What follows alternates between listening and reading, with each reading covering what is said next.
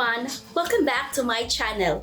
In today's recipe, I'm going to show you how to make a flavorful dipping sauce. This dipping sauce called Filipino soy vinegar dipping sauce. Before we start, don't forget to subscribe to my channel if you are new here.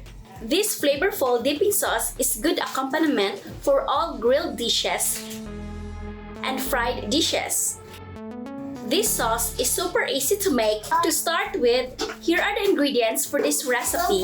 1/8 cup vinegar, 1/4 cup soy sauce, 1 onion chopped, 1 tomato chopped, 2 calamansis,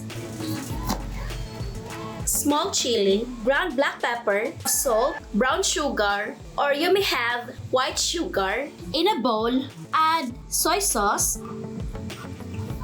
add vinegar, add tomato,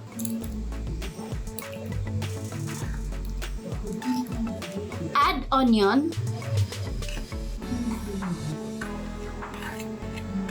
in this recipe, all we have to do is just combine all the ingredients to make flavorful dipping sauce.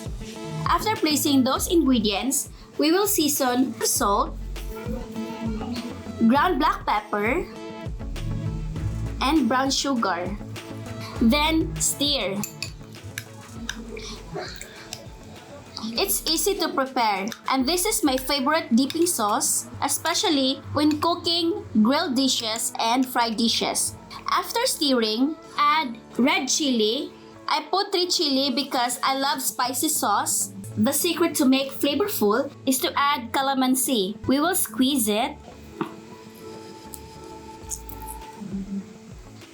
This is how you put calamansi. This calamansi is add flavoring to the sauce.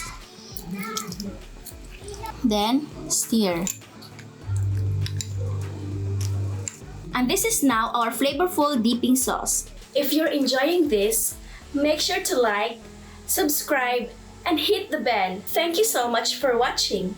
Have a great day!